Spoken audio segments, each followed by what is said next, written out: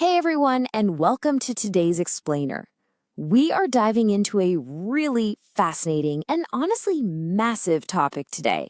CBSE Class 10 Economics Chapter 4, which is all about globalization and the Indian economy. We're going to break down all those crucial board-level concepts exactly as they are in your notes, so they just effortlessly stick in your mind.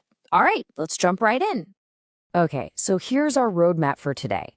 First, the power of MNCs. Second, understanding globalization. Third, how technology drives it. Fourth, liberalizing foreign trade. Fifth, the G20 Global Forum. And finally, number 6, tackling previous year exam questions. Section 1. The power of MNCs.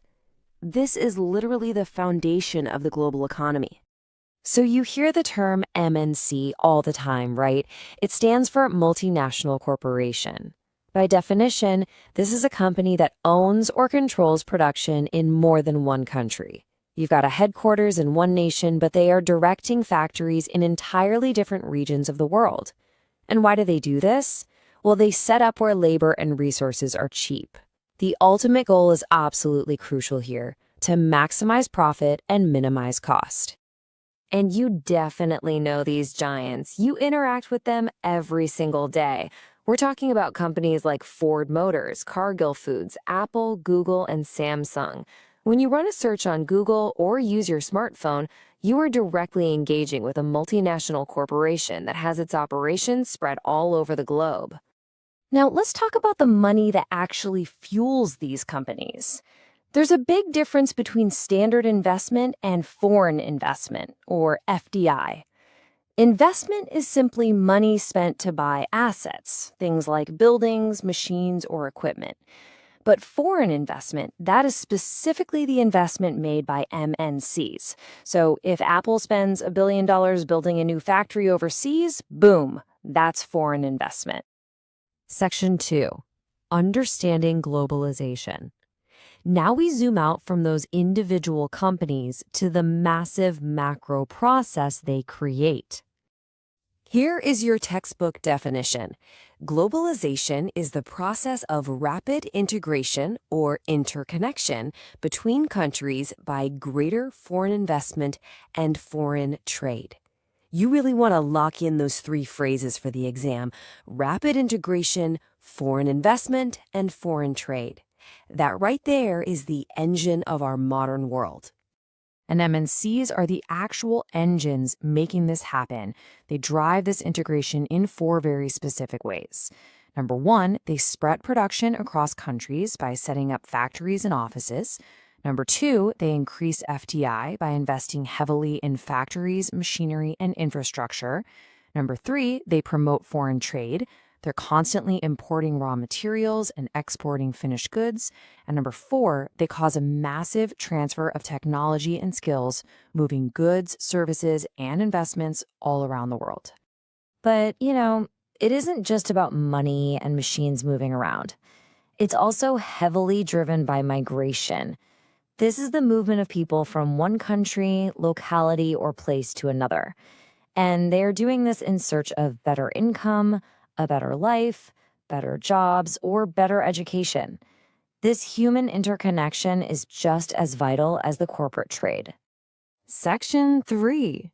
Technology drives globalization. Because let's face it, this massive global interconnection didn't just happen by magic. There were really 2 major catalysts that basically shrank the globe. First, a huge improvement in technology, specifically transportation. And second, rapid development in ICT, which is information and communication technology. Let's look at what these improvements actually did in the real world. In transportation, it allowed for the faster delivery of goods across long distances at much lower costs. Think of those giant cargo ships moving thousands of containers cheaply. Then you have ICT, which massively increased the speed of communication services, We're talking telecommunication facilities and satellite internet used to contact people instantly worldwide, access information in a split second, and communicate easily even from super remote areas. To put that into perspective, imagine this scenario. A news magazine produced for readers in London is actually designed and printed in Delhi. How? Well, the designers in Delhi use telecommunication facilities and the internet to instantly send those massive files right to London without ever boarding a plane. It perfectly illustrates transportation and ICT working hand in hand. Section 4. Liberalizing foreign trade. Because tech alone wasn't enough, the laws had to change too. Understanding India's historical trade shift is a real game changer for this chapter. Right after independence in the 1950s and 60s, India was in a growing stage. The government used trade barriers, meaning practically no imports except for essential items, to protect local producers.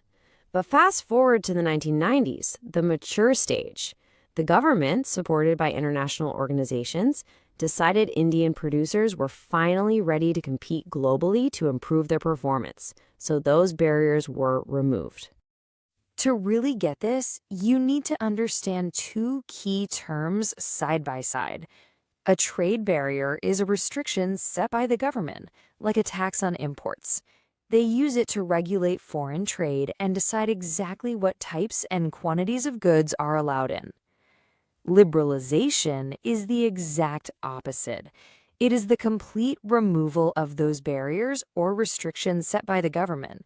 That's what allows foreign goods and companies to flow in and out freely. Section 5. The G20 Global Forum.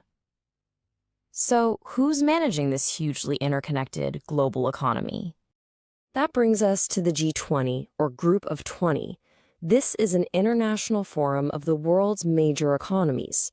Structurally, it consists of 19 countries, the European Union and the African Union. They hold a summit every single year hosted by a different country where they discuss massive global issues: economic growth, trade, finance, climate change, and sustainable development. Their main goal is to promote international cooperation for these global challenges. And it's a huge point of pride that India, Bharat, hosted the 2023 G20 summit right in New Delhi. The theme was One Earth, One Family, One Future. It's a phrase that just perfectly captures the ultimate unified goal of the entire globalization process. Section 6. Previous year exam questions. Let's put this knowledge to work. Here's a classic 3-mark question you might see. Advancement in technology has stimulated the globalization process. Justify. To nail this, you just break down those two factors we discussed: transportation improvements for faster, cheaper delivery, and ICT developments like satellite internet, and of course, drop in that London Magazine example, for sure. How about these potential 2-marker questions for 2025? First, how did information and communication technology promote globalization? Just highlight how telecommunications give us instant global access. Second, how did liberalization promote globalization in India? You'd explain the 1990s shift, the removal of trade barriers that let foreign companies and goods easily cross into India. And finally, a quick 1-mark question. What is the purpose of trade barriers? Super simple: to regulate foreign trade. Governments use them to protect growing domestic producers by deciding exactly what goods can enter the country. So, you now have the exact board-level framework to absolutely crush this chapter on your exams. But before we wrap up, I want to leave you with something to think about. As technology like artificial intelligence continues to evolve faster than ever before, what new forces and companies are going to shape the next wave of globalization in our future? Keep questioning the world around you. Best of luck with your board preparation, and we will see you in the next explainer.